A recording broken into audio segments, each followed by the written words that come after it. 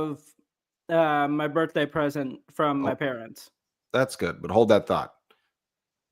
Happy birthday to you. Happy birthday to you. Happy birthday, dear Edgar. Happy birthday to you. Yes, happy thank you so birthday, much. Edgar. Yes, The head of it Snug is. Wrestling. Thank you so much, you guys. Yes, today is my birthday, and it's been one hell of a day, you guys. Hey, you got to unwrap Roman Reigns' return for your birthday. That's all I asked for. That's all I wanted. And and maybe half a bag, from Roman. Yeah. My wife asked me, she was like, all right, what do you want for your birthday? You want one thing. And I was like, I want the OTC Roman Reigns to come back tonight for my birthday. And he did it. He did it. And then the second part of that gift, he's going to drop off $500,000 at my door.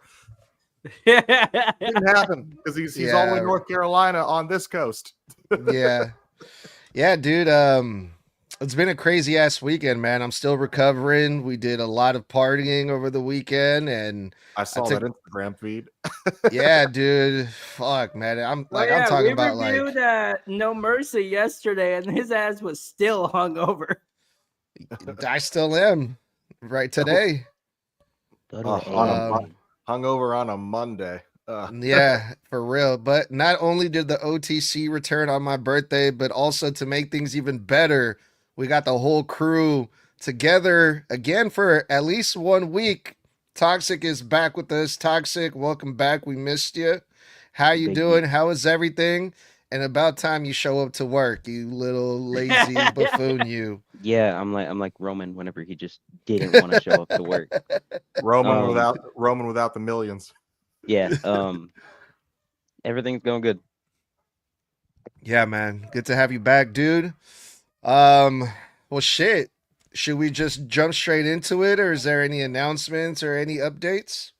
No announcements that I can think of at the moment. I do know that actually no, there is an announcement. So not this Wednesday, but the following Wednesday, be prepared for Perth, Australia for Crown Jewel, and we are doing predictions next week on Wednesday the 10th. Or wait, wrong month. Sorry. On Wednesday, the 8th of October, we will be doing predictions for WWE's Crown Jewel, which will take place that following Saturday on the 11th in Perth, Australia. So if you guys love the prediction videos, you can always catch us live when we're doing that on Facebook, YouTube, and X or Twitter, whatever you want to call it. And then as well, you can pick the episode up on Apple and Spotify if you can't catch us while we are live. But remember, that will be next week on Wednesday, October the 8th at 9 p.m. Eastern, 6 p.m. Pacific. That's the day before my birthday. Yes, sir. Yeah, another birthday. To be up at fucking 6 o'clock in the morning for Oh no, I already stayed up till no, I didn't even. I woke up at 1 a.m. last night, so yay, some rookie fun. Numbers. I went to bed at 4 a.m. Okay, oldie. Yeah, you brag about going to bed at 4 a.m., but are you gonna wake up at 4 a.m. for Crown Jewel? I haven't decided. Oh, that's right. Fuck. It's not 4 a.m. for him. It's 4 a.m. for you. Yeah, it's Snug. 7 a.m. for me. Dang, Gross. a certain LA Knight fan is really lucky right now. Damn right. Shout out to BT, but the freaking the thing that sucks too is I got to make a choice. Like, do I try to force myself to go to bed before midnight, or do I catch a 4-hour nap at 2 a.m. and then get up to watch that shit till 10:30 in the morning before I start my day? But either way, we're still going to have to do, review of that either right after so it's fresh or still later in the evening. It's going to be a long fucking day, bro. Yeah, see, I was smart about my shit, dude, because I waited until my birthday to tell my wife that on that day, I'm going to be up at 4 a.m. watching wrestling. And she was in a good mood today. She was like, it's all right. I'll put on some earplugs or something. I'm like, really? That shit reminds me when I was a kid and I get grounded. You remember being a kid, Snug, when you get grounded and you're like, your mom's like, no TV, no video games. But the moment they got a friend that comes over or a guest is over and they're trying to have adult time, that's when you picked your moment to go bother her and be like, Mom, hey guys, and you just be annoying on purpose a little bit, right? And then you ask her, hey, can I go watch TV or something, or can I go play the game? Yeah, sure. The adults are talking. Just go do your thing. I used to do it to my mom all the fucking time when I got grounded. I would wait until someone was coming over and I'd pick my moment, and then all of a sudden unlock the TV and the PS2. Yep. And then because she already let me play it, she couldn't put the genie back in the bottle. So that was the end of the grounding. Yeah, she took it really well, surprisingly, man. So I was like, all right, no takesy backsies then. You better remember that you said. Yeah, remember that day on my birthday, you said I can. Like the fish from SpongeBob. On the morning of 4:03 a.m., October 11th, she awakes from her slumber. Yeah, what are you doing, honey? Oh, come on! Yeah, man. So I'm excited for it, and then we can do the review right after at like 10 a.m. Oh, so be ready, guys. No, I'm just kidding. Fuck no, I'm going right back to sleep after that shit. Bro, I've been working for myself for over a year with this content. I don't even believe in 7 a.m. anymore. I haven't seen 7 a.m. in a year. So 7 a.m. does not exist. That shit is like what is it? The groundhog or whatever, like it sees its shadow, you get like 7 more weeks of winter. That shit, like I miss that motherfucker. So, I mean, it's going to be an interesting weekend for sure.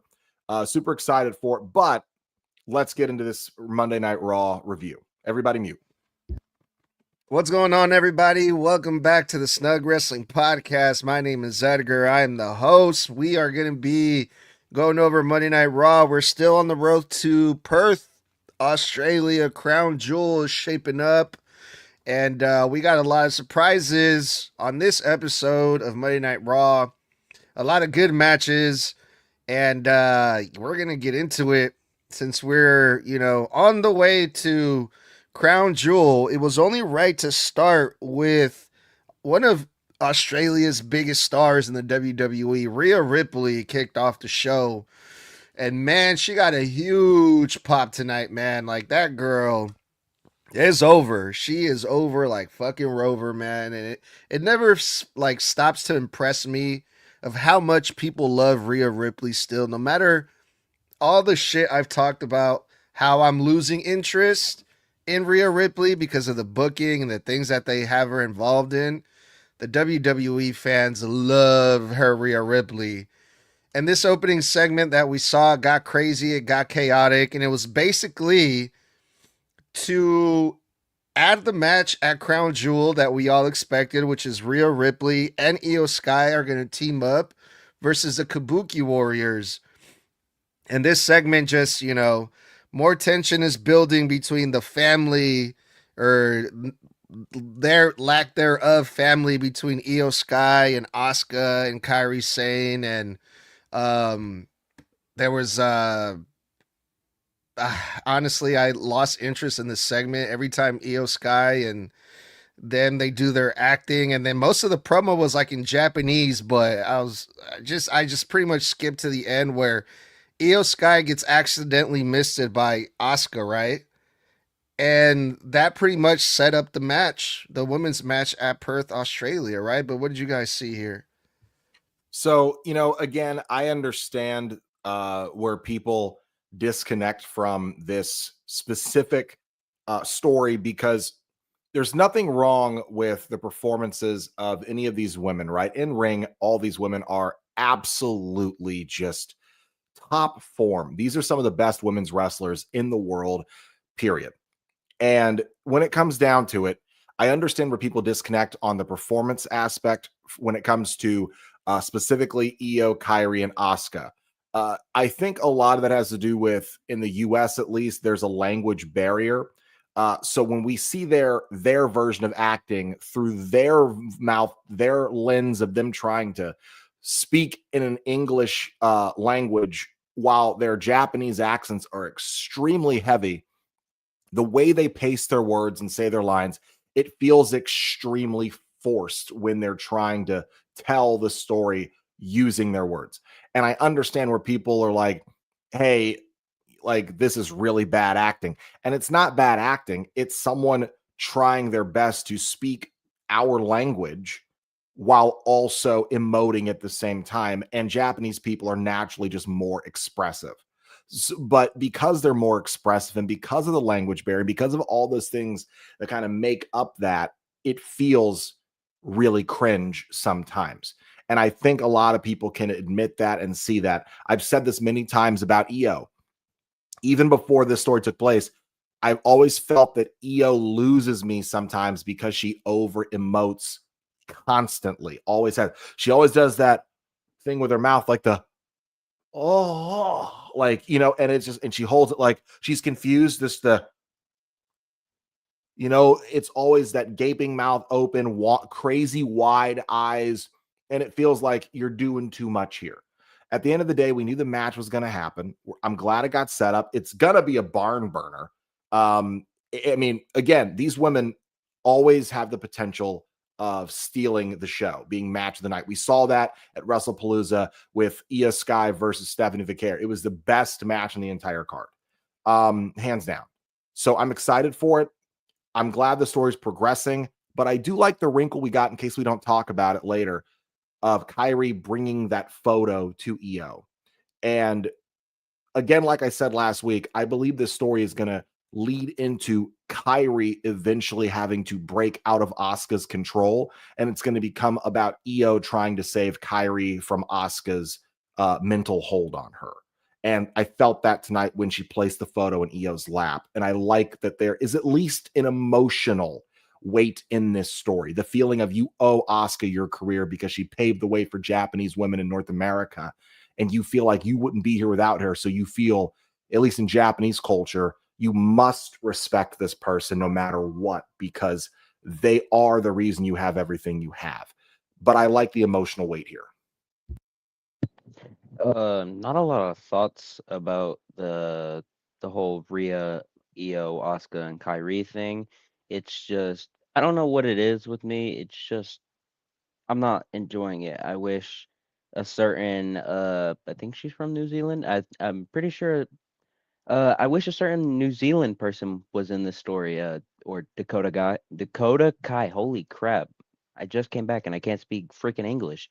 Um Anyways, yeah, I wish Dakota Kai was in this story. I feel like if she was, she would probably be on the side of Io and Rhea, which would make this story better for me. But I agree with Blood where like I see the cracks or wrinkles or whatever you want to call them from Kyrie saying like she wants to be friends with Io or family with Io still, but Asuka just yeah, you get it. But yeah, not a lot of thoughts. Dude, I am hyped for this tag match. I'm not gonna lie to you right now. But right now, I do see the cracks. The cracks have always been there. They've been there for a hot minute, especially with last week during the initial attack in the first place. Kyrie really didn't want to do it. She was crying the entire time. But right now, I see this. I'm hyped because this is going to be a banger of a women's tag match. Snug, I know you don't like multi-man matches. We're getting another one, but I am super, super hyped for this because this is a match that we have had this feeling was going to happen in the first place. And let's be honest, that mist was not accidental by Asuka. It just wasn't. She was aiming for EO. There was no possible way she wasn't. But I am overall hyped for this tag match. Yeah, I'm not a fan of multi-man matches, but this is a tag team match. I don't really count this as like, even though there is a multi-person in the ring, but multi is like a four-way or like a triple threat or something like that. But a tag team match, I'm good with if it makes sense, and in this case, it does. But yeah, talking about the mist, honestly, I stopped paying attention at some point during this segment because it's just like, ugh.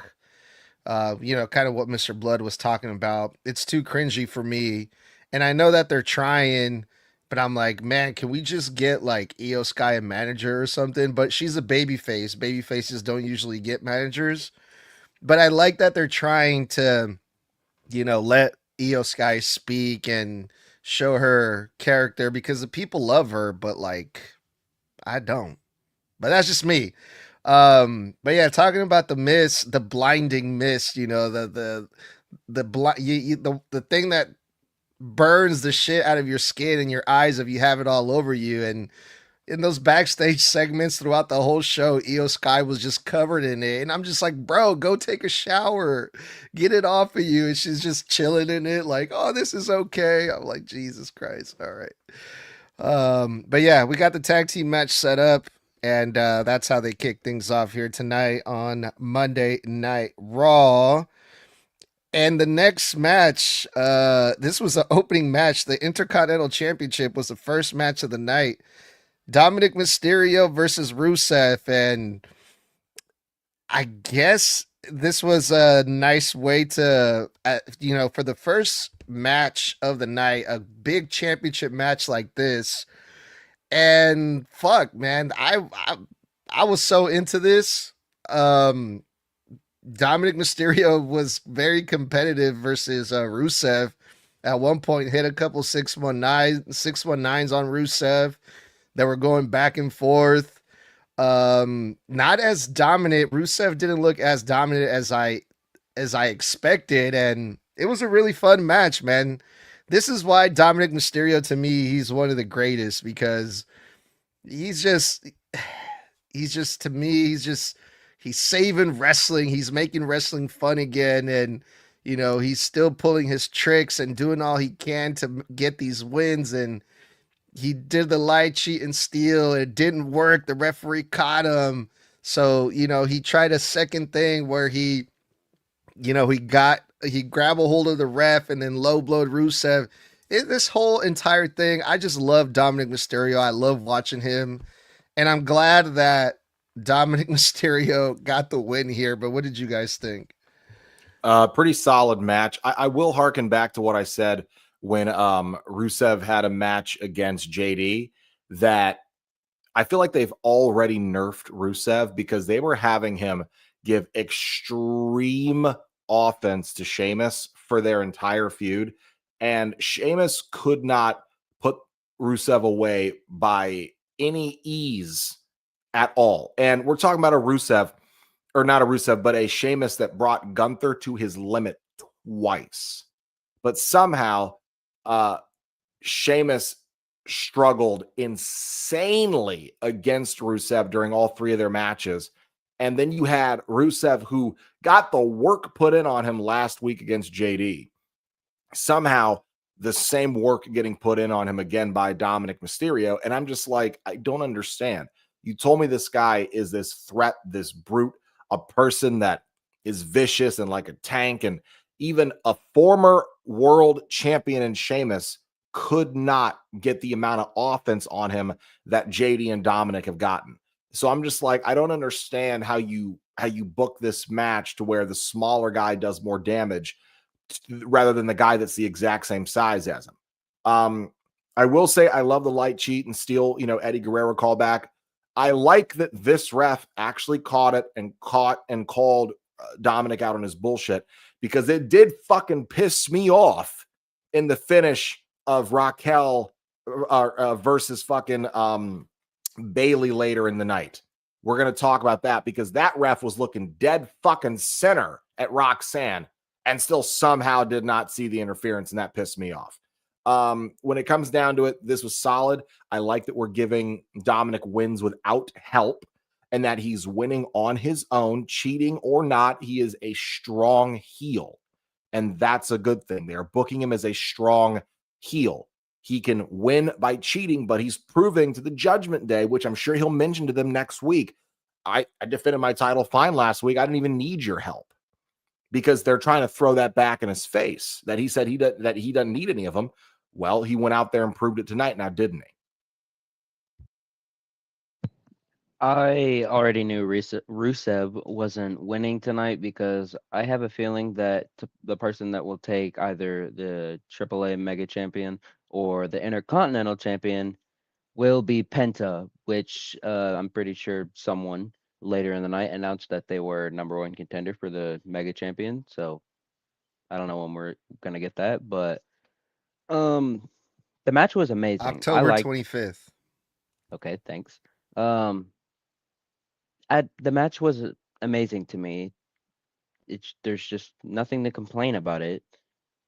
There was a few slip ups that I don't ask me because I'm not gonna remember. ADHD sucks. Um, but yeah, I enjoyed it. Match itself, great. I loved it. Rusev's entrance. I was talking to a friend of mine who's here at the house, and I'm like, how in the world are you supposed to believe that Rusev is this big, intimidating guy when this man is coming down to the ring going, give me my title. I want my title. Like, how are you supposed to believe that he's actually intimidating and tough when he's over here doing shit like that? It makes no damn sense. How are we supposed to believe that? Because with him doing that, you can't take him seriously, like at all. And that's been the problem that we've had with Rusev for a while now, is the fact that he is not believably intimidating anymore. Like he was when he first started, because he was beating the crap out of the entirety of Alpha Academy. But as of recently, they have nerfed this man so hard that it's no longer believable that he's actually this intimidating, strong Bulgarian giant that he is. So that was my only problem with tonight with Rusev, is the fact that it is no longer believable that he is supposed to be this massive, intimidating person, when in reality he's coming down to the ring acting like a goofball saying, give me my title. Like, it makes no sense. Remember when we saw kind of like the seeds being planted of Dom and Rusev facing each other, and we're like, I wonder how that's gonna play out, because these guys are both heels. Like, that doesn't make sense. You can't put Rusev versus Dom. That's not gonna work. And fucking, I guess, Blood, you kind of hit it right on the head. People don't really care about Rusev, that everyone was still cheering Dominic Mysterio. I mean, they usually cheer for Dominic Mysterio, but today they cheered for Dominic even more than usual, I feel like. So that was like a kind of like a weird dynamic there. But another thing that we've gone back and forth about was those surprise roll-ups. Dominic Mysterio got a roll-up, which means usually when that happens, there's usually a rematch, right? Is that what's going to happen here? Generally speaking, I doubt this is a one-off opportunity for Rusev, because he's going to say he cheated. He's going to go to Adam Pearce. Adam Pearce, who has had nothing but grief with the Judgment Day, will agree that Dom cheated and that he's going to go one-on-one with Rusev again. And this is where you're probably going to get Dominic begging Finn or JD to help him. And part of me thinks this is go one way or the other. He's either going to screw. This is where we get JD and Finn actually purposely screwing Dom in a way that looks like an accident to cost him the title. Because if Dom loses the IC title, he still has the AAA Mega Championship. So it's not like he'll no longer be a champion, and you can move that title onto someone else. However, a roll-up generally does signal a fluke victory. It protects Rusev because Dom cheated. He low-blowed him and he rolled him up. But at the same time, it also kind of fucks Dom, because it's like, bro, did you forget what show you're on? You've pissed off Adam Pearce so much. The moment you cheat, that man always makes Judgment Day pay for it. So I don't know why. You're like, yeah, I'll hold on to it this week. You might fucking book your ass in a match Crown Jewel here. You got one Raw left there, Dom. All right. The next match was a women's match, Bailey versus Raquel Rodriguez. And on paper, this match was supposed to be really fucking good. I love Raquel, and it's Bailey. She's a real fucking veteran in the ring.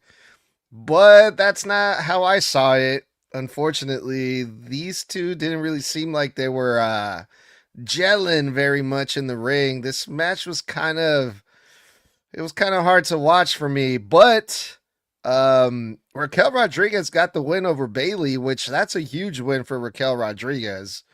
You know, Raquel Rodriguez doesn't win a whole lot on TV. You know, because she's part of the Judgment Day. They're known jobbers. They're the heels that put the baby faces over on TV a lot.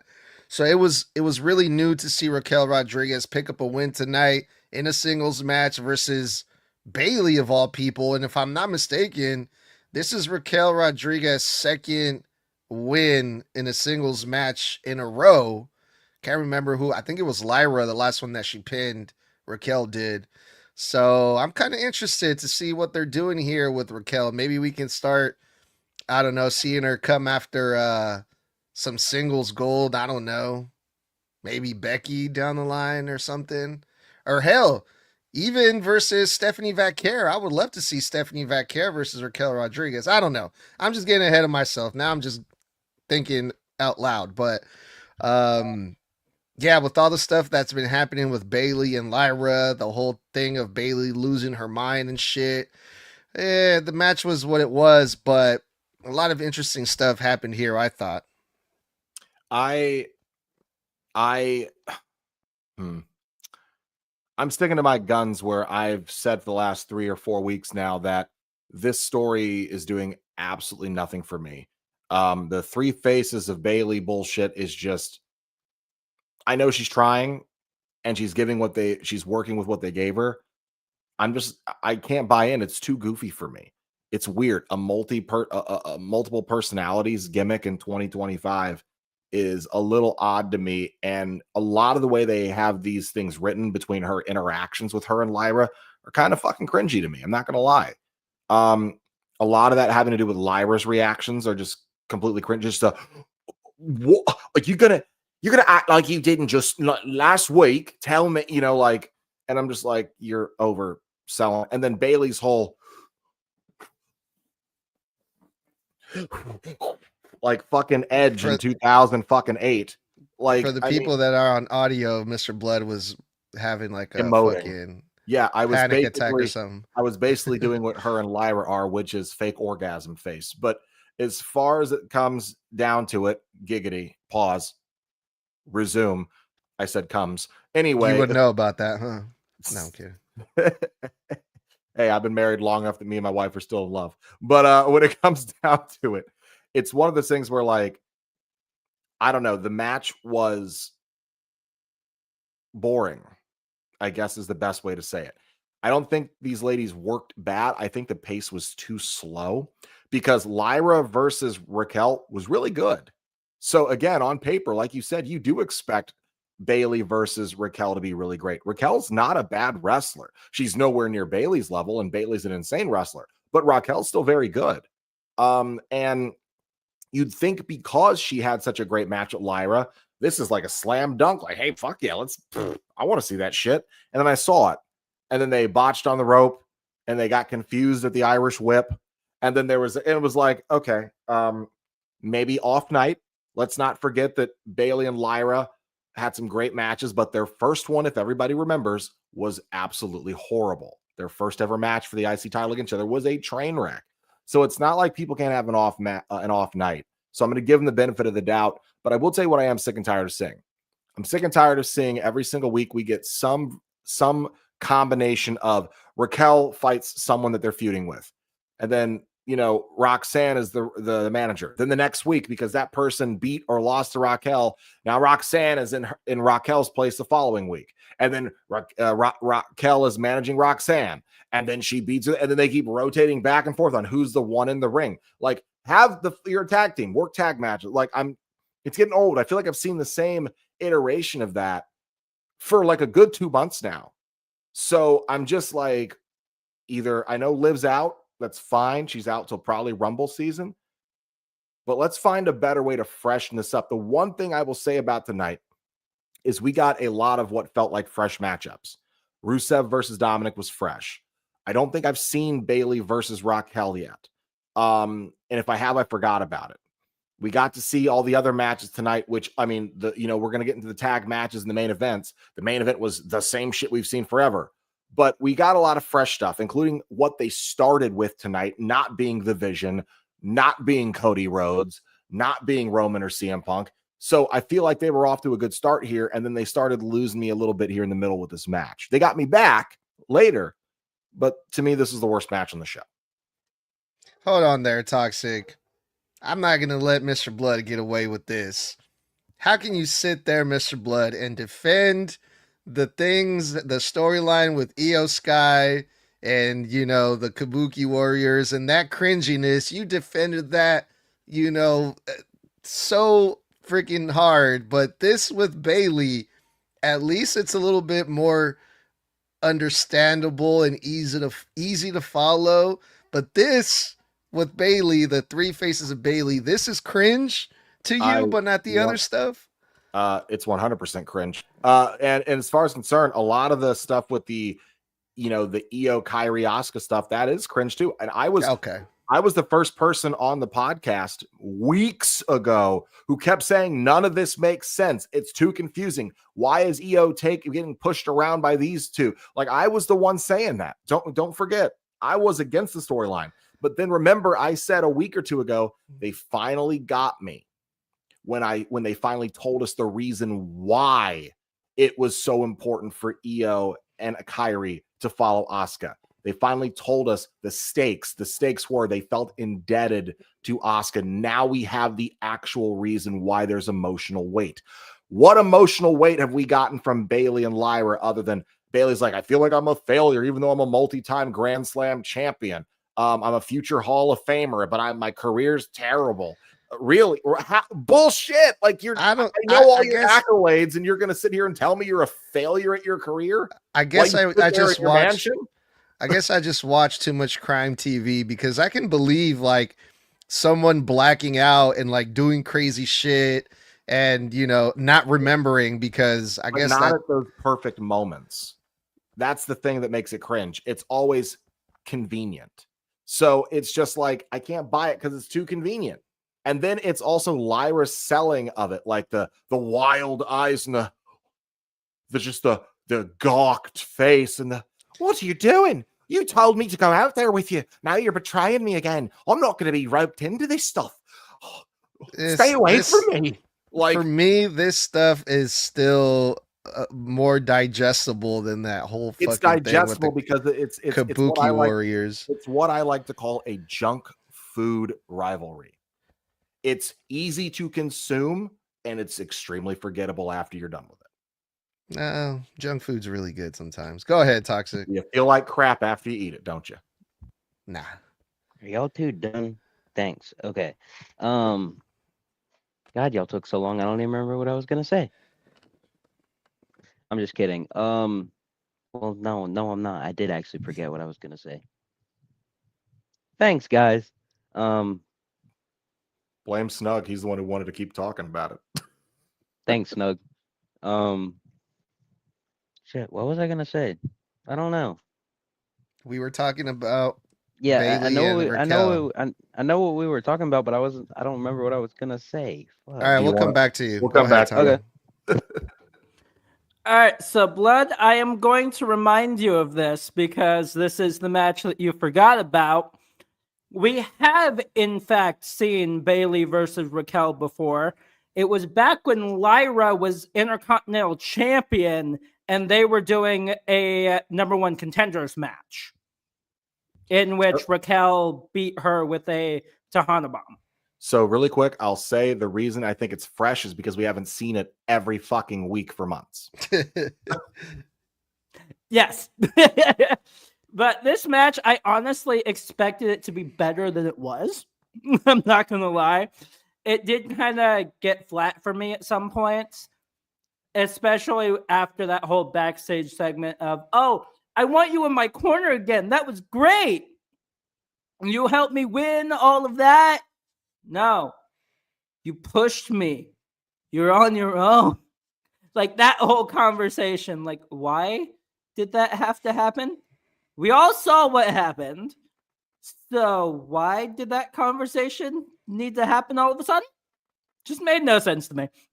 But the match did get like flat towards the end for me because of that, especially with what happened after the match with them attacking Bailey, and then all of a sudden, here comes Lyra. So there's that as well. But this match overall was for me. It could be better. I honestly expected it to be better knowing who was in the ring. But hey, honestly, Raquel needs more wins on her plate at this point. I remember what I was gonna say. You wanna know what I can't believe that I'm about to say? I kind of actually miss Liv Morgan. That's crazy. That I can't even believe I just said that. But I miss Liv Morgan. Like I'm starting to not buy Roxanne and Raquel. Ever since they lost the tag titles, I'm not buying it. I'm not buying it. I haven't bought it since day one. We all knew Roxanne was the placeholder for Liv. Okay, yes, fair point. But I did buy it for a little bit until SummerSlam, and then Yeah. it just went to crap. I will definitely agree with you that you feel the absence of Liv in the women's division on Raw. Yeah. I also do agree with Blood that the Bailey personality things that's a little cringe. I mean, just pick one. Are you gonna be heel or face? That's like with Rusev. Pick one, heel or face. Anyways, I'm just not buying a lot of this crap. I mean, Lyra, especially Lyra, like you say, stay away from her, and that you don't want anything to do with Bailey, but then you come out to help her. Use your brain to actually remember what you said, like I didn't do. The problem with the whole three faces of Bailey thing is it's literally just three faces of Foley just done really, really badly. That's what the whole Bailey situation is. It's literally three faces of Foley just worse. That's what this is essentially. All right, I'll bite. Why do you guys keep calling it the Foley thing? Why do you guys keep comparing this thing with the whole Mick Foley thing? Because I don't understand. Because that's what kind of how it started with Mick, where he had his split personalities back in the Attitude Era. Remember, Mick Foley wasn't just Mick Foley; he was Cactus Jack, and he was Dude Love, and he was Mankind. And he would, based on whatever needed to happen, he would switch in between that personality in order to get an edge in his rivalry. And it feels like a full-blown retread of that actual gimmick, because she needs to be Hugger Bailey, her original gimmick, when she's in a great mood. And then the moment she's not, she's back to being role model Bailey, circa heel during COVID. Now she's aggressive and beating everybody's ass. But do you guys not see the difference, though? But what Mick Foley did was three different characters. What Bailey's doing is three different gimmicks. Exactly. That's the same thing, brother. No, it's not. He would literally come out as, this is just Bailey. This is just Bailey. This is just one character, Bailey. Yeah, but Mick Foley was Mankind. Yes. Or Cactus Jack. Or Dude Love. You got to understand. This is just Bailey. Except it's not. The Bailey you have that comes out is prime Bailey, circa Mick Foley. Then you have Hugger Bailey, who's basically Dude Love. Then you have role model Bailey, which is Mankind. So it's not like she, just because she's not in a different costume doesn't mean she's not working a different gimmick in the moment, because the gimmick and the personalities are different. Yeah, I see the similarities, but and who I the don't hell think they're Ronald? Okay, I'm just gonna shout this guy out. I'm not gonna read it. Don't read that. Okay, let's go. Let's move on. All right. Well, after that, I didn't go into this match having very high hopes, because I feel like the match with Bailey and Raquel kind of brought me a little bit lower. But then we had LA Knight versus Kofi Kingston. I didn't expect too much from this match, but I actually enjoyed this match a lot more than I thought. LA Knight and Kofi, two veterans in the ring. They had one hell of a match, although at one point, I don't know what happened, but it looked like Kofi Kingston might have accidentally knocked himself silly during a spot there, because he looked like the pacing of it just completely changed. Like Kofi Kingston was moving at like, a really high speed, and then out of nowhere he like slowed down and he was kind of like trying to take his time. It looked like he was trying to collect himself, and I'm like, oh shit, that was weird. And then from there, it looked like they kind of just rushed to the finish. LA Knight hit his BFT and he beat Kofi Kingston. But besides that, this was as far as it's concerned, I do think that what knocked Kofi out was when they went for the leapfrog and the flat stomach. When he went to leap over him, you notice how LA kind of tripped. He was higher up on Kofi's. I think Kofi went too close to him. I think when LA jumped over, I think LA accidentally kicked him in the side of the head. Because you saw him catch his foot and then he kind of caught him, but it looked like the back of his foot kind of right in the side of Kofi's head on the jump. And I think it just temporarily like went right on the temple. Yeah. And Kofi slid out to collect himself. And that's why you see LA just kind of stop for a second. And he's just like, oh, okay, we'll keep the momentum so it's not awkward. He goes out, hits him, throws him into the barricade. You see him lean down and go and asks him, hey, are you okay? Before he then throws him back on the other side of the apron away from hard cam. And it looked like they didn't really rush to the finish because they did like another 2-3 minutes of shit before the match ended. But it definitely felt like for a moment they were thinking about it, because when he gets Kofi back in the ring, then the ref checks on Kofi when he's on the ground. And they made it look very smooth and cohesive. So I like that both these guys are veterans and they were able to pull that off. I'm glad Kofi's okay. I will say what really made this match better for me, because it was a very decent match. I was excited. Like, we were eating dinner and my wife literally asked me, who do you think's the better wrestler, LA Knight or Kofi? I said, well, it depends on what you're saying. LA Knight, clearly the better entertainer, better talker, but Kofi's the veteran when it comes to in-ring work. Even though they're both vets, Kofi's been doing it longer. But I said, these guys are going to have a great match. I love the match. I thought it was awesome. I'm extremely high on LA Knight right now, like extremely high on LA Knight right now. And I've always loved Kofi. I will stick to what I've said about the New Day shtick this past month and a half, 2 months. I think it's Xavier Woods that's dragging down their gimmick. He's just too out there, too annoying, too brash. That bullshit with Penta that went on for like a month and a half it overstayed its welcome after the second week about the hat thing. But tonight, what helped me like the match more is that tonight, Xavier was just a heel.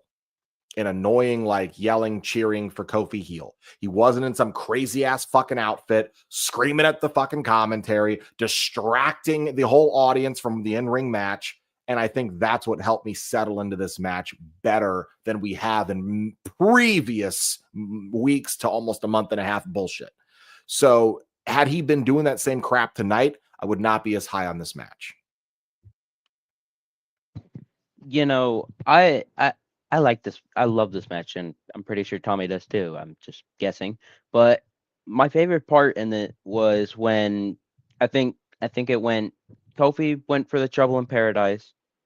LA moves out of the way. LA goes for the back body drop, and then Kofi he does the flip, and then LA BFTs, which that whatever it's called,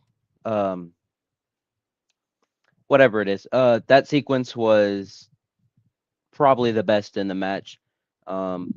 It was also random, but it was good for a random match. And there goes Snug. Oh, keep going. Keep talking. Still Okay. cool. Okay. It's I don't know why, but it was too good for just a random match that you see. Oh, there's a backstage segment. Oh, and we're getting a match because one person interrupted the other, and yeah, yada yada yada. But there was something else, but I don't remember it.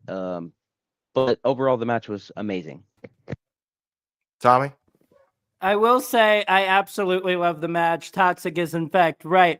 That ending was extremely fucking smooth. That entire thing was so damn smooth. It's not even funny. Like it was that good. Uh, this match happening, not surprising at all. That whole thing with Adam Pearce already proved that they're over here talking about a world title shot. And then all of a sudden, New Day comes in. I still feel like those two should fucking just split up already and just let Kofi do his own thing, because it's very clear that Xavier Woods is hurting Kofi Kingston just by being there. And it is about damn time that this man does not randomly go into Seth Rollins's fucking wardrobe and get another massive hat. It's about damn time that doesn't happen. But at this point, I am absolutely ready for the split of the New Day. That honestly would be what is best for Kofi Kingston at this point, would just be to split him away from Xavier Woods and push Kofi Kingston more, because Xavier is just dragging this man down exponentially. Whatever. Can you guys hear me? Yeah, can hear you just fine, brother. All right, cool. I don't know what the fuck happened there, but I got disconnected for some odd reason.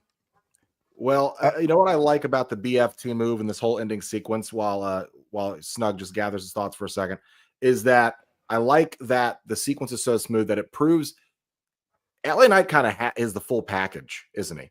He's got the look, he's got the fucking moves in the ring, and for the people 2 years ago who used to bitch and say he can't wrestle, fuck you. The dude has just consistently gotten better. And on top of that, I've been wanting to say this for a couple weeks just to praise LA Knight here. He might be one of the best old school on the mic talkers I have seen in this entire generation when it comes to cutting promos. I love his backstage promos just because Jackie Redmond will ask him something. The man does what they used to do back in the 90s. You get 1 minute, cut a promo, sell me on the match, sell me on yourself. And this dude just off the cuff riffs an entire promo, and it feels so natural when he talks. But I love the fact that his finish is also powerful. The sequence here was great. Trouble in Paradise, duck under, back body drop, flip off into a BFT without the gut kick. It just proves that he is crisp and clean. He can hit it out of anywhere. It just, seeing matches like this makes me want to see a title on him. And when I say title, I mean a world fucking title. Yeah. Yeah, LA Knight's good, man. It's always good to see him on TV. At the top of the hour, we had the big segment with Seth Rollins and Cody Rhodes to hype up their match at Crown Jewel, champion versus champion. And again, Seth Rollins, second week in a row, showing some intensity. This is a different Seth Rollins. He's not doing the laughing and the dancing. This guy, you know, his hair was a little messed up. He kind of looked a little like he's kind of obsessing over this match with Cody. And, you know, you people are cheering for Cody, and, you know, but it's really all about me. I'm the future. I'm the vision. And this match is gonna determine who makes the decisions for the company for the next 10 and 20 years or something like that. And I was like, how Sway? How, Seth? How does this match, maybe for the next year, because next year they're going to have another champion versus champion match at fucking Crown Jewel. But for the next 10, 20 years, I don't understand what the fuck that was about. And even Cody Rhodes came out and he was like, really? This is going to decide the future for the next 10 and 20 years? Like, that's a bit much, isn't it? Thank you, Cody. You know, at least one of them is thinking straight here. But yeah, Seth Rollins, he kind of looks like he's like losing it a little bit. And again, Cody Rhodes reminds everyone about their history, which we already heard that last week, but they did it again. And I don't think we learned anything new here tonight. It just seems like the same old stuff that we got from last week. And That's pretty much it. Did I miss anything here? I would say the video package was incredible. It's a part 1 video package, so that tells me we're getting part 2 next week on Monday, toward their go home angle for Crown Jewel. I love that video package, starting from their, why Cody left, why he had to leave to rebuild himself. But in all that time, WWE moved on, and when it moved on, Seth was the champion. He was the United States champion, the WWE champion. He was an Intercontinental champion. He was the Beast Slayer. He was, he was taking down the Fiend. He was at Mania. Then, when AEW starts, Cody's their opposition. He's the one who's the Monday Night Messiah during COVID, and he's trying to lead WWE through COVID. And then he's got the opposition of the building of the bloodline, and he's feuding with Roman Reigns. And, when Cody returns, it's Seth whom he faces, and has this great trilogy where he beats Seth all 3 times and proves that his resiliency, his ability to keep going, might outweigh Seth's vision, Seth's ability to architect his way out of any situation. The one thing you can't design, Seth, is someone's heart, let alone their ability to fight and have a heart full of fight like Cody. And I liked how much that video package exemplified their relationship, because in the ring with the promo, what I really thought was poignant, what I really thought sold this for me, was Seth's own self-delusion. It wasn't so much, you know what? I second that. Not his self-delusion. It was his sidestepping. Cody straight up said, you were my shield. We fought the bloodline together at WrestleMania 40. You helped me finish the story. I thought we were friends. And you saw in that moment that hurt Seth, because Seth, somewhere inside his mind, knows he's wrong. And he backed up, and he's backed up, and he twitched, and he had to gather himself. Seth just showed everybody he had to talk himself out of being Cody's friend, or believing that they were friends, in order to do what he's doing now with the vision, because he knew that someone, if they were close enough to him, would talk him off that very ledge he willingly wanted to jump off of. And I like that segment set this up the way it did. Cody hurt by the betrayal of his friendship from Seth, and Seth kind of putting the dagger in Cody's heart, saying, we're not friends. We'll never be friends. I only helped you because you were the lesser of 2 evils. Oof. What a scornful line. But here's the best part about that promo. You can see in Seth's eyes, he doesn't believe what he's saying any more than Cody does. All the story that surrounded these two, it's just right. So the people that online that are saying, oh, Drew McIntyre should have beat Cody at WrestlePalooza. No, there would have been only like a few things surrounding that match if we got that at Crown Jewel. But I am glad we're getting this, because there's so much story. This goes back like 2022, even though I think Drew and Seth went, I don't know. I'm not going to worry about that, because that's not the topic. It's Cody and Seth. Cody and Seth, they have a lot of history. It's the right decision for Crown Jewel. You got to have something. Like last year, that didn't make sense. Gunther and Cody, it was just something to say, oh, we're going to introduce this, and we got the best from this brand and the best from this brand. That's kind of what they're doing with the women's one this year. It's just, I just feel like it's right, and it's so right that I don't even think I'm going to be able to make a prediction, because I don't know who's winning this match. That's how interesting the story is. I can't tell who's winning, but all I know that I'm excited for this, and I'm not staying up however late Crown Jewel will be. Here's my problem. As much as Toxic says he doesn't know who he would say for this, I do. It has to be Seth. It just has to be. There has to be a reason why they're bringing up that streak so damn much. There just has to be. And with them bringing it up as much as they are, it just proves that Seth has to beat Cody at Crown Jewel. He just has to. But what I do love, backstage right before he came out, Becky was dealing with Maxine, and then she walks up to Seth, just goes, "Hey, do you want me to grab the boys? No. Do you want me to grab Paul Heyman? Do you want me to go out there? No. This is something I have to do on my own."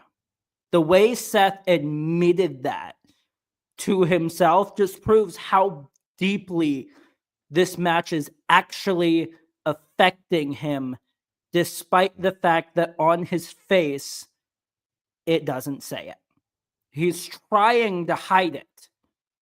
But in reality, this matchup for next Saturday is honestly hurting him. Because he does not believe, oh, we'll never be friends, all of that. He does not believe that in his heart of hearts whatsoever. He just doesn't. So it's very clear that I'm putting my prediction out there already. Seth has to win at Crown Jewel. He just does at this point. Well, I disagree, but we'll get into that in when we do the predictions for Crown Jewel. One thing that we all do agree on one thing when it comes to this segment with Seth and Cody is that Seth Rollins is starting to lie to himself. Even when I just remembered this part, and this was one of the most interesting things to me about this promo, was Cody Rhodes bringing up the fact, like, you know, are you in control of the vision? Are you in control of your own group? Yeah, Seth. Seth is like, yeah, every decision runs by me. Even Paul Heyman introducing Brock Lesnar. And Seth kind of stands there for a second and he looks at Cody. What'd he say? All the decisions go through me. And then he kind of like looked away and like did like this weird thing with his eyes. So there's a lot of doubt building in Seth Rollins, man. So yeah, man, a lot of interesting stuff here happening with Cody and Seth, and I'm with Toxic too, man. I don't know who's gonna win this. Actually, I do, but like I said, I'll save it for the predictions. But I also feel like I'm enjoying this way more than if we were to get like Drew versus Seth Rollins, which that wouldn't have been bad either, but like Toxic said, this just feels right. It makes sense to have this match. Any closing thoughts about this segment before we move on? All right. Where are we going to next? What do we got next? Oh, yeah. Okay. We heard from Dragon Lee and AJ Styles, and this is where I really start to appreciate the booking in the WWE, okay? Now, hear me out. So, everything here is connected with AJ Styles and Dragon Lee, as you know, they're in a tag team now, right? Both of these guys have big not championship matches, but two big matches. Dragon Lee just became number one contender for Dominic Mysterio's AAA Mega Championship. AJ Styles has his big match versus John Cena. These two are in a tag team together, and they both cut individual promos, talking about their each individual match. And they're facing the Americanos, who AJ Styles has been involved. He's been feuding with El Grande Americano. Dragon Lee has had multiple matches with El Grande Americano in AAA. Dominic Mysterio has had issues with AJ Styles and Dragon Lee. All these fucking people have the same goddamn names. So everything is all connected here. And now you put these two in a tag team, and they're going to face, mind you, another two of the greatest luchadors from Mexico, Bravo and Rayo. It was so cool to see them on WWE. True legends in lucha libre here, you guys. I was so excited to see these guys on WWE TV because this is well deserved, you guys. These guys are legends in Mexico. I just gotta be real. All right. But Dragon Lee and AJ Styles, they have to get the win here because, like we mentioned already, they're setting up for two big matches. Oh, and AJ Styles said the thing. He gets to do what he loves to do best. Beat up John Cena. But man, I'm so glad we got to see El Grande Americano, the legendary Bravo, and the legendary Rayo. This was the perfect birthday present for me. I hope you kept the receipt. When it comes down to it, I thought the promos prior were pretty ass, nothing of note.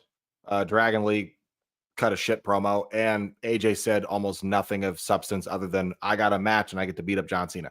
And that popped the crowd mildly for the audience that was there, who probably most of those people weren't around to remember when he feuded with John Cena because all the people who actually love WWE can't afford to go to the shows right now. But as far as it's concerned, yeah, we got to see Los Americanos or Tros or Tres or whatever the fuck they're called, essentially come out. I was actually very impressed by how well they worked together as a tag team. They felt like a real unit. I love the posing. I love the presentation. I've seen a lot of discourse online though about this group, mainly because WWE is an extremely conservative ran company. And by conservative, I mean Republicans. And by Republicans, I mean MAGA. And a lot of people are angry that WWE is essentially rubbing cultural appropriation in their audience's face, having three white men, very white men, considering Ludwig is the head and he is German, portraying Mexicans and Mexican lucha libre. So a lot of people feel like this is them like making a mockery or a commentary of Mexico because America's had problems with Mexico this year. And a lot of people don't like that they've made a bunch of white men play masked Mexicans. And before you try to say anything, in kayfabe, Snug, shoot, those are three white men. Because we already know one is Ludwig, one is probably Pete Dunne, and the other one is someone else from NXT. But when it comes down to it, the match was actually surprisingly good. I'm surprised they didn't put the Americanos over, especially since this is their first official on WWE TV, full-blown, like, here's your entrance music, here's your outfits. You now have names to separate you. So now at least we can say there's not a bunch of Americanos, because God, that got fucking old after 3 months. And they actually have fucking names now. But I thought they wrestled honestly impeccably well together. The tag style I dug a lot. I would have liked to have seen him go over, but I guess you got to keep Dragon Lee strong for his match with Dominic, and you got to keep AJ strong for his match with Cena. You can't have him lose into a team that just fucking officially got a name and characters that just got a name, 13 days ahead of a giant match against John Cena. But yeah.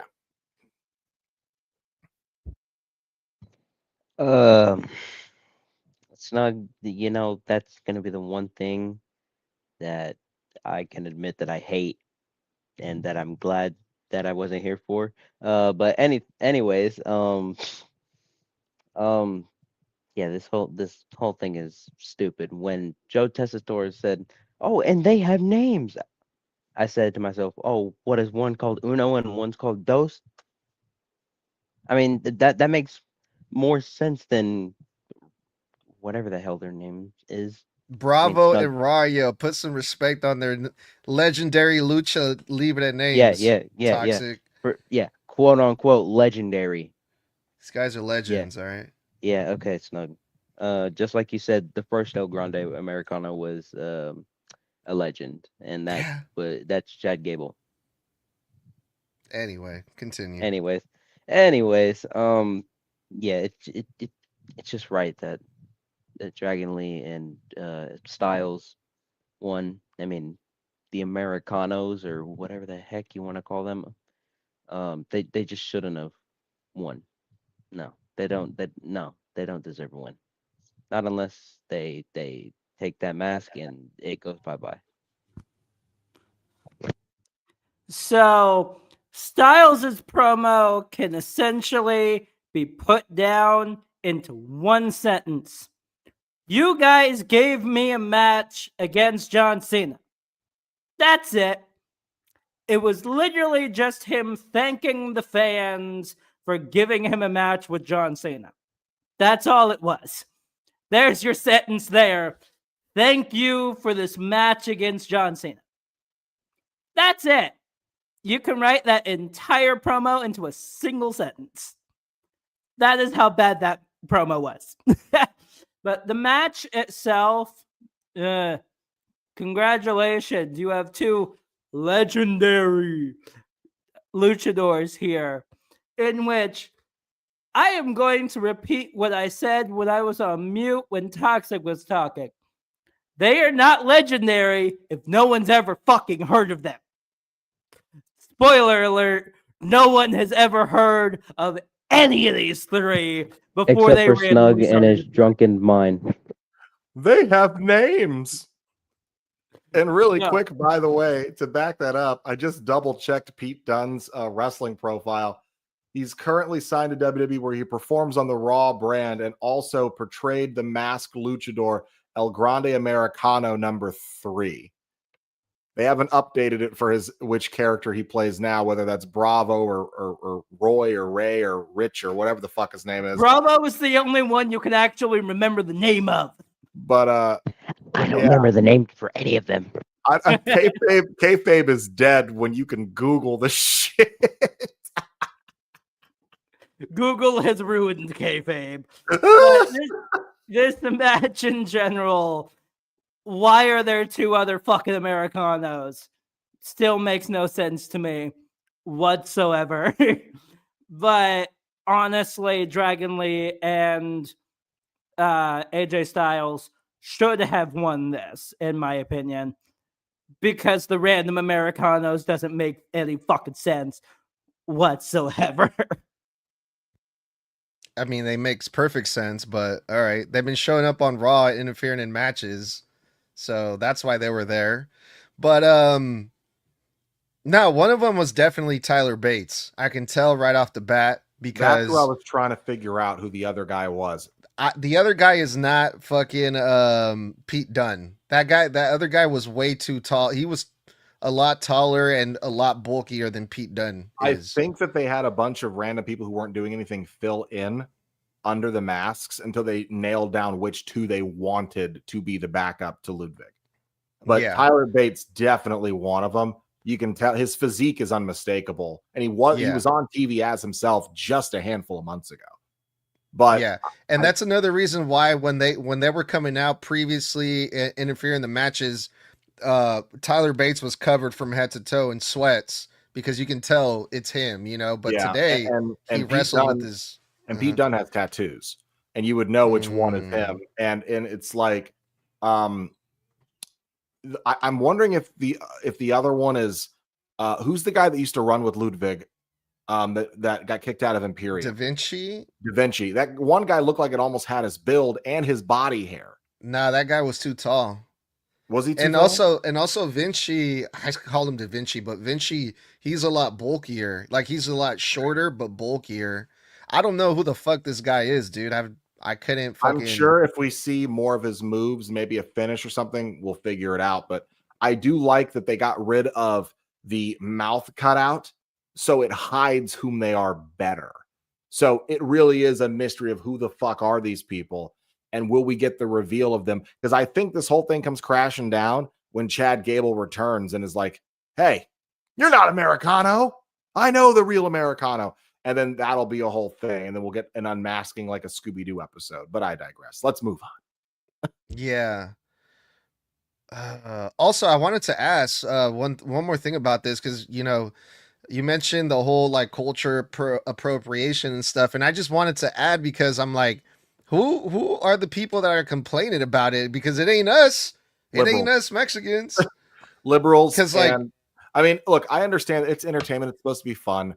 But in today's day and age, when WWE makes it very public that they side with Trump and MAGA, and Triple H is up there standing next to him on a pulpit, and his mother-in-law works in Trump's cabinet, and a lot of the country's angry and divisive and torn apart right now.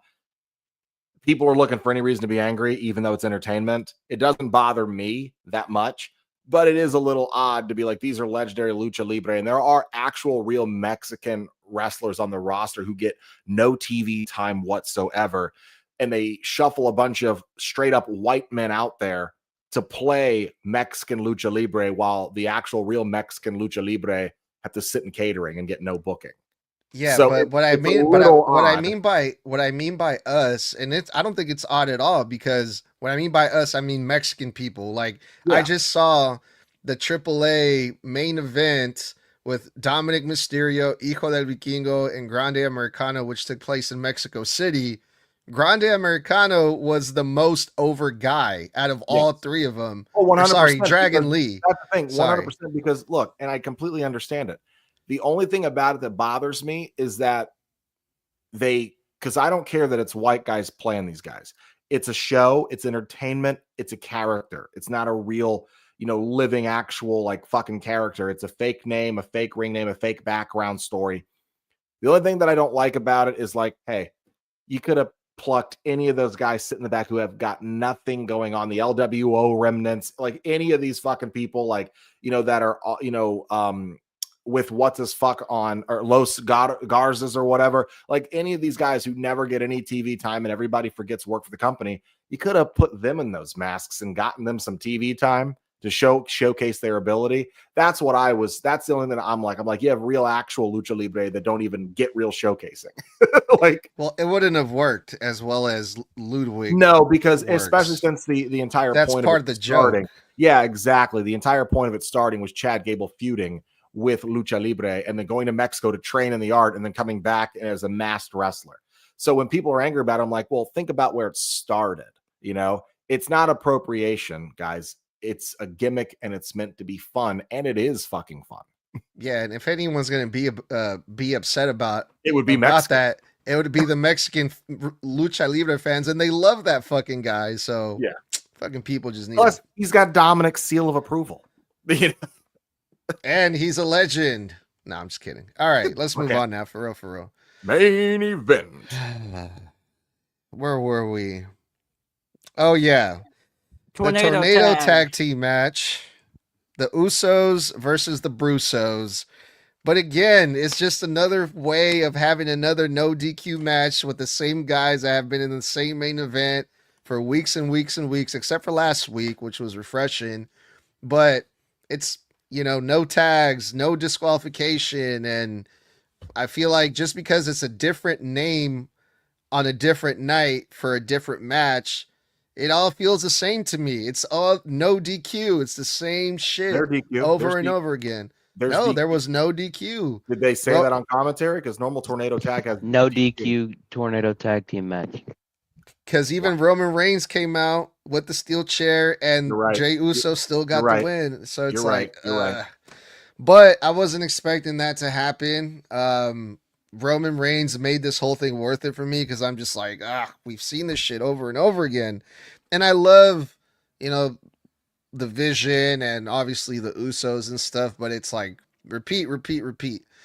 Roman Reigns came back again for like the 4th time this year already, but it's always good to hear his music pop unexpectedly. And Paul Heyman had the best reaction. He was really shocked, and Roman Reigns got the beat down. The Brusos lost thanks to Roman Reigns. Great stuff here, though. Overall, I thought. What a random episode of Raw to just have Roman pop back into, by the way. Birthday. It's my birthday. Yeah, I'm like, you could have had him come back on the Go Home show next week to really pop the crowd. But the match, again, look, I love all guys involved. We are all fans of all guys involved to some degree. But if you can change the start of the show and make it a bit fresh, why the fuck can't you end the show differently?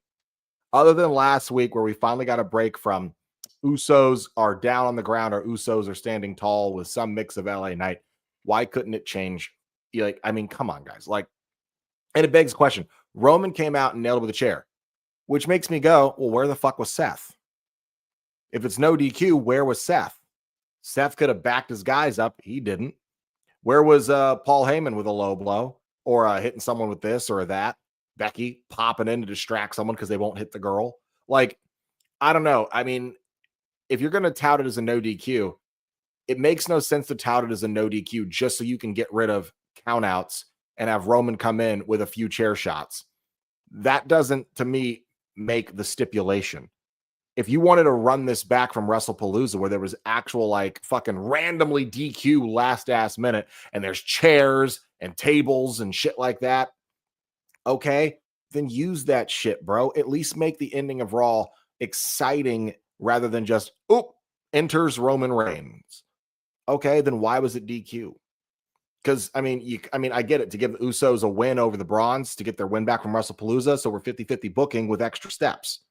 So as far as I'm concerned, it's cool and all, but it doesn't make me more excited to see what's going on, with this further. To me, the best thing about this story right now is the infighting between LA Knight and Jey Uso, with Jimmy being caught in the middle. That's the most interesting part of all of this. And if Seth's not going to intervene, I mean, Seth has never shied away from stomping these guys' heads in the mats when he's interfered in their one-on-one matches and their tag matches. He's been interfering left and right, and he was just there half an hour earlier. He's not still in the building? Like, come on. So I don't know. I feel like it just doesn't make too much sense. Unless they play it off next week with the guys like, hey, how come you didn't come out and help us last night? Well, Roman was there, even the odds kind of thing, because maybe Cody got in Seth's head. And maybe Cody is questioning if these guys actually, answer to him or not. So he left them because his ego was bruised. But until then, can we find a better way to end the show? It's great to see Roman, but it's not creative because we've had Roman return like 2 times since this story started where he just comes out at the end of a Raw. That's happened like 2 or 3 times now. Eventually that Roman rub, that Roman spark is going to fizzle out because you're overplaying your hand every few months. I'm going to make this short due to time. Happy Roman's back. He finally showed up to work like me. And it's always good to see the Usos in a tag match. I actually wasn't expecting them to use their old theme, even though they used part of it at WrestlePalooza. But I guess that's what they're using now, which, I mean, the theme isn't bad. It's just random. And I forgot to mention this during the Seth and Cody thing. Did anyone, except for Snug, because I know he doesn't pay any attention, and he's hungover, but did anyone notice that Seth's music sounds a little different? Yeah, they actually announced that he got a remix. They remixed his theme. They announced Finally, that dude. Okay. a couple days ago. Yep. Well, and unfortunately, it was remixed by Def Rebel, but yeah. God damn it. Anyways, still good to see the Usos. Roman's back like me. And yeah. Roman Reigns, welcome back, my tribal chief. Holy shit. About damn time you randomly show up during this shit. But I get it. Man was wheeled out on a fucking stretcher after being tsunamied to all hell by good old Bronson Reed. So that makes sense why he took like 4 weeks out, as either Wade Barrett or Joe Tessitore said. I think so. Yeah, they said like he was out for like 4 weeks. Okay, great. But the match itself, I actually really loved. It's good to see the Usos back together. Although, spoiler alert, I've said this multiple times, I don't want them to stay together for that long. I really don't. I just feel like Jay is better off on his own. As much as I love the Usos being together, they're fucking phenomenal, as they always are. But I feel like Jay does such great work on his own. But that whole thing, randomly yeeting with a shirtless child. That's what they did during their entrance. I noticed that real quick. But overall, match itself, great. I'm going to end it there. All right. Well, yeah, that's what went down at Monday Night Raw tonight. We were kind of left with the weird image of, Roman and Jay really embracing each other there, and Jimmy Uso just standing in the background like, man, like, damn, Jay Uso, he's been acting up. Now we got Roman Reigns in here. Now we got both of these fools are going to be fucking acting crazy or something. I don't know, man. But Jay Uso, he's been acting wild, man, and I think Roman Reigns coming back is just going to add more fuel to that. Whatever Jay Uso he's been acting up around Jimmy lately, so I think Jimmy's in for some trouble, right? I think that's safe to say, but yeah, we'll see what happens. Friday Night SmackDown will be back Thursday as well. Mr. Blood, take us home. That's going to wrap it up for this episode of Snug Wrestling. Thanks for kicking it with us. We appreciate every single one of you for tuning in. Don't forget, we're live every Monday and Friday night after Raw and SmackDown go off the air on YouTube, Twitter, or X, whatever you want to call it, and Facebook for live post-show reviews. And as a bonus for reaction content during the weekly WWE broadcasts on all of our socials. Then hang out with us every Thursday night at 9 p.m. Eastern, 6 p.m. Pacific on TikTok Live, where myself, Mr. Blood, and the leader of Snug Wrestling, that handsome Mexican over there, Edgar, do our weekly one-on-ones where we dive into random wrestling topics and answer your fan questions live. So follow Snug Wrestling on all social media platforms, as well as on Apple and Spotify, or wherever you get your podcasts. And mark your calendars for October 8th, where we do our predictions for WWE's Crown Jewel. Until next time, stay safe, stay savage, and stay snug. And that was one time for the one times. That was four letters. One word. word. Yeet.